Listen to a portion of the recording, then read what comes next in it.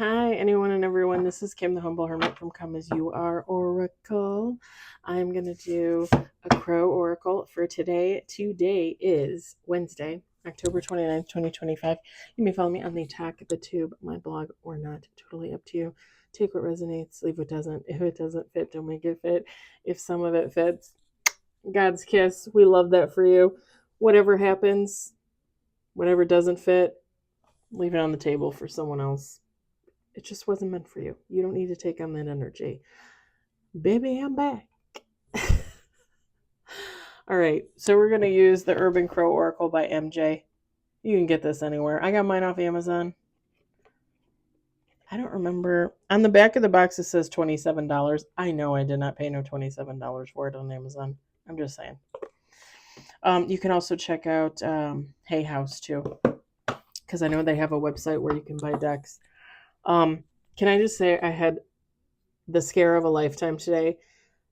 I took Harley Beaner in for her dental. I dropped her off at 7:30 this morning. Now, a month ago, they gave me an estimate. Low end was $1,000. High end was almost $1,900. The high end was the dental cleaning, one tooth extraction, which they thought they were going to have to do, specifically one tooth, the gum cleaning, the anesthesia, all the little fees, right? $1,900 high end. So I'm expecting to pay $1,900 today.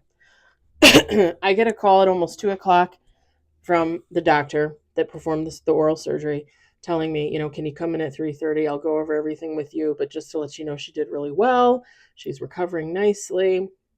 Very easy to deal with. We did find 4 more teeth that need to be removed. They did x-rays on her and they need to remove 4 more teeth, and then they think she'll be fine. Like all her other teeth seem to be normal, seem to be good. She does have the beginning stages of gingivitis. So she said, like, going forward, like, you're going to have to clean her teeth at home. Or if you can't do that, like, bring her in for a cleaning like once a year, which is probably what I'm going to do. I'm just saying. So she said, we'll have to schedule a quote unquote stage 2 to have the 4 teeth removed. But she said, we're going to have her come in 2 weeks for a checkup. And then 2 weeks after that, you can schedule the surgery anytime before the end of December, because then that's when she'll have to have like more x-rays and new blood work and all that stuff, which is even more money, right? And she said, we give you a discount on the 4 teeth because they consider it an extension of the first surgery of stage 1, because they can't keep her under anesthesia for that long. So when they go back, they know exactly what 4 teeth to pull, do a teeth cleaning, and then they're out of there, right? Y'all, $1,900 for a tooth and a cleaning, which is what I was expecting to pay. Okay, that's what was on the sheet. When she said that I was going to have to pay for 4 more teeth to be removed, I am literally thinking, okay, $1,000 for the teeth cleaning and the visit, and about $900 a tooth, right? Right? Somewhere around there, maybe less. Maybe they give you a break on teeth. I mean, I whatever. I'm thinking that I'm going to have to pay somewhere between $5,000 and $7,000 for 2 teeth cleanings and 6 teeth removal, because they removed 2 teeth today, right? They removed 2, not just 1, 2. And then she has to have 4 more removed. I go in with panic in my heart and just all these thoughts running through my brain. That's Homer, by the way. Look at how adorable he is. Look at him. He's picturesque. He's the good one. He's the one that's quote unquote normal. He's fine. It was $1,000. It was $1,050 for the visit today. And I didn't say anything because I'm like, $1,000, I'll take it. Like, I thought I was gonna have to pay almost $2,000, maybe more because of the second tooth. So it's like, don't say anything, Kim. Don't say anything. She gives me the bag with she needs like to take medication, basically pain medication, because apparently she was in pain before I even took her in. I mean, I didn't know, right? She didn't show signs. Like, she seems fine. So she gives me the bag with the receipt, the pain meds, and then an estimate for the next visit. I don't really look at it until she takes me into the room and she's like, okay, the lady's going to bring in Harley, and then the doctor will come in when she can. So the lady brings in Harley. I'm giving kisses to Harley, loving on Harley, all that. She seems fairly decent considering the surgery. A little antsy, like she wanted to go home, right? Makes sense. I look at the estimate for the next visit, and it's only between the low end is $890, and the high end is like $1129.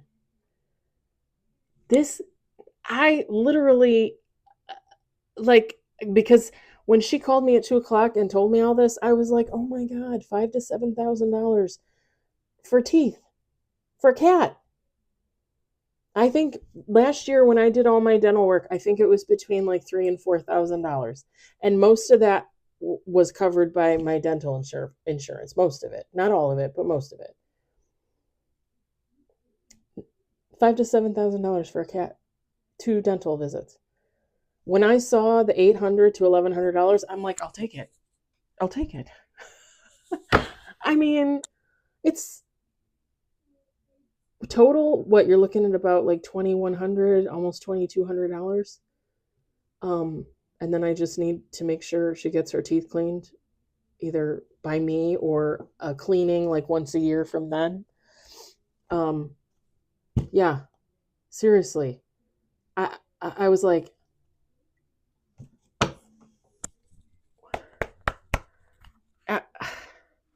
for like an hour and a half, I walked around Target because I went to go get her some special food, some soft stuff. And then I had to get myself a matcha because I was losing it. I was literally losing it. And the sad thing is really in reality, when you think about it, still $2,200 for 6 teeth and 2 cleanings. That's a lot of money for an animal. And you wonder why when people have older pets, they surrender them, right? Because as they get older, they need more help. They need more work. They need more visits. They need, you know what I mean? And you wonder why people can't afford it. They can't afford it. $2,200 for a cat? I mean, I have to put it on a credit card. I'm going to have to pay that over time. Like I don't have $2,200 for 2 cat visits. But I mean, at least I can say I have, the wherewithal to actually work and earn the money and save the money to pay for it. Just crazy.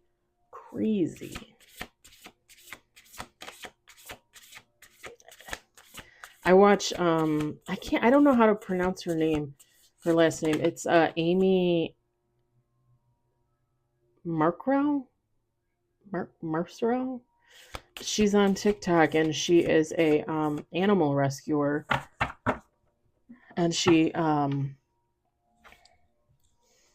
was on there today or yesterday talking about how people are starting to surrender their pets because of the economy. They can't afford to feed them.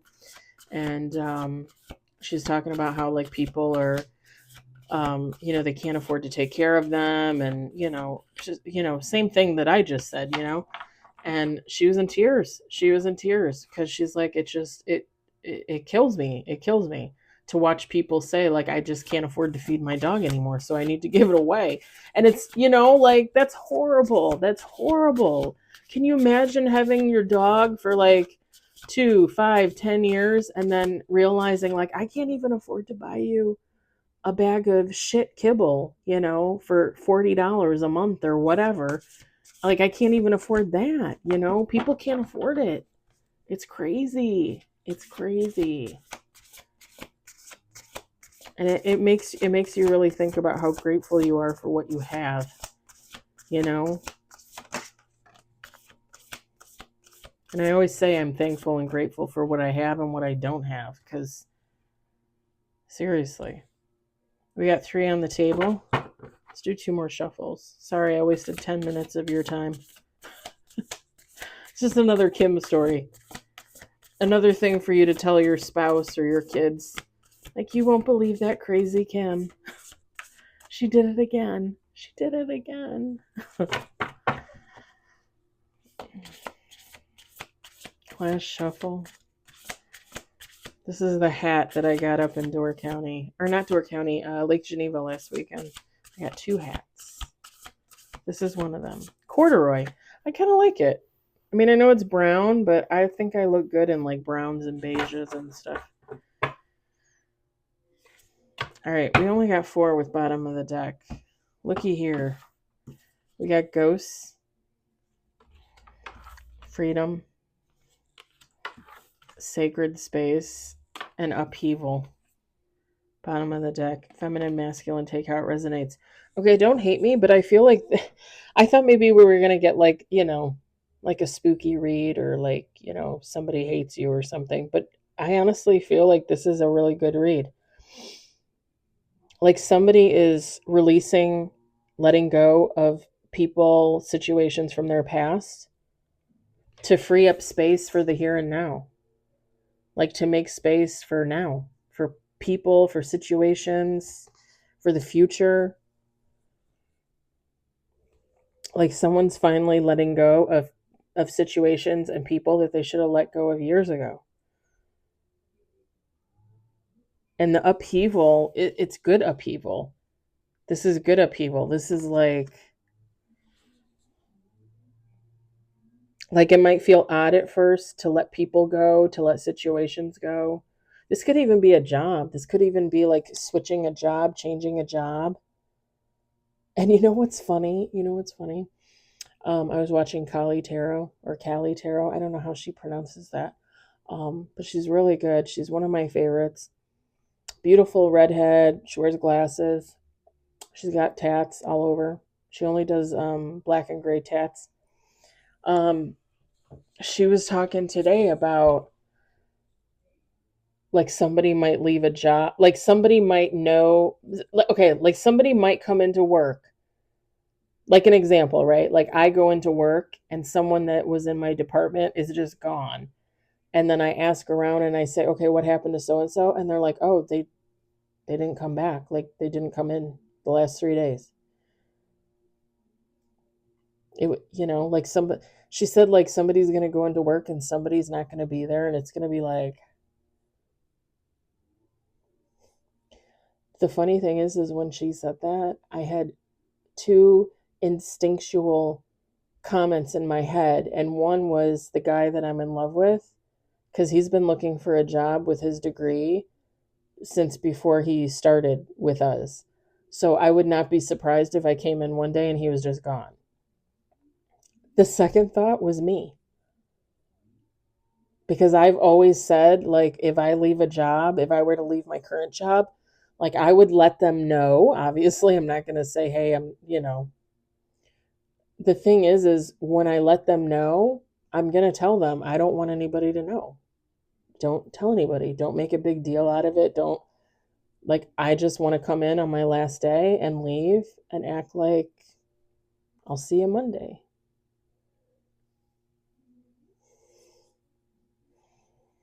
If you want to make an announcement after the fact, that's up to you. But I just want to come in and do my, 2 weeks, and whatever happens, happens. And then I want to go my separate way. I've always said that.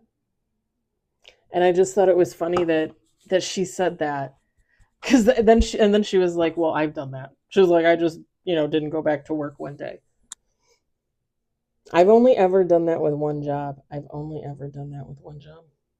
That was in 2019 when I worked for Culver's for a week, and I could not go back. Don't get me wrong, people in food service have like I think the world of them, because I just cannot. I cannot. And I worked for Fannie Mae Candies, which is technically food service, but I didn't have to make the food. All I had to do was box chocolate and give it to you. That's it. I didn't have to make it. I have the utmost respect for people in food service because I know I can't do it. I cannot. And there's nothing wrong with admitting that either. But yeah, like somebody's gonna release something or someone, and it's just gonna, it's gonna open up space for new people, new situations, but it's also gonna open up space for somebody, right? Like if this is me, it's gonna open up space for me to work on me, to do things for me, you know? Because now I have energy that I could put towards other things. I'm not thinking about or having to deal with past situations, past people that should have been gone a long time ago.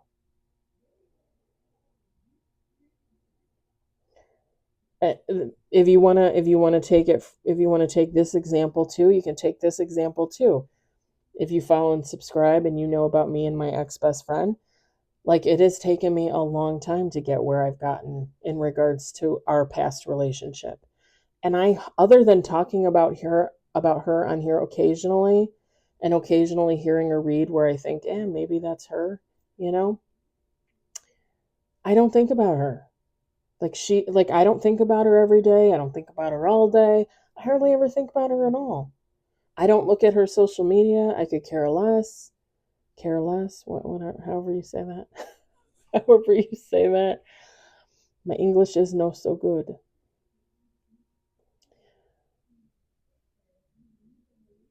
Like I feel me letting that go for myself has just allowed me to have space for so much more in my life, and especially just for me, you know, the healing of it, the growing from it, moving on from it.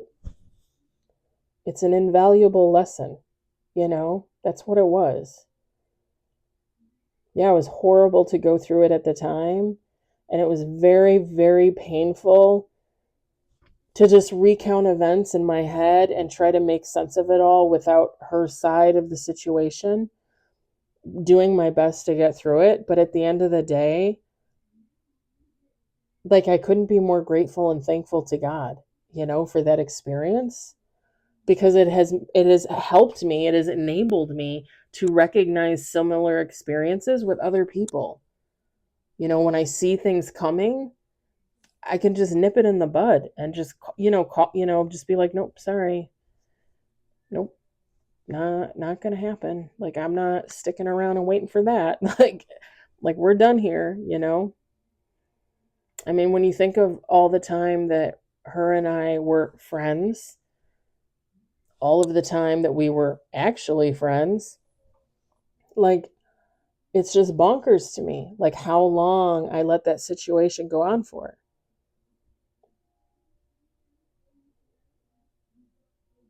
You know, and some would say, oh, well, you were young, you were naive.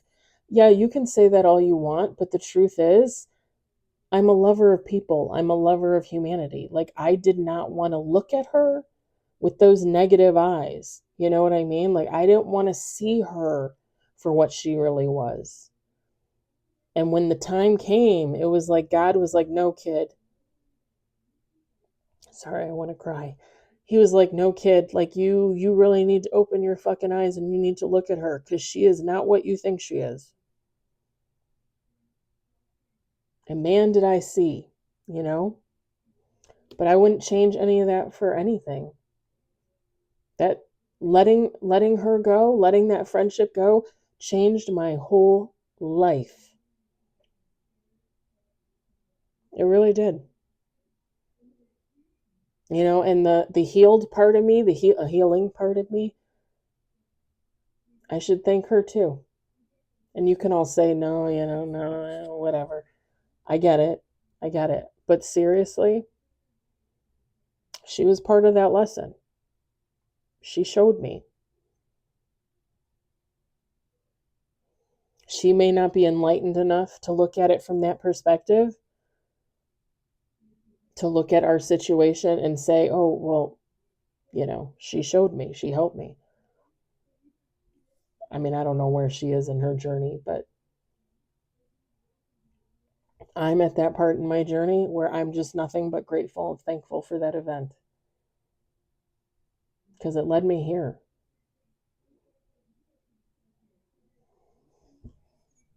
That's what this is.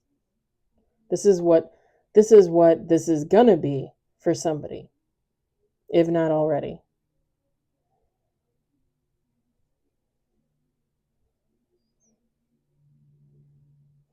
Whenever you let situations go, whenever you let people go, you see the eggs, like the two crows are watching their nest. You are able to produce so many things, thoughts, ideas.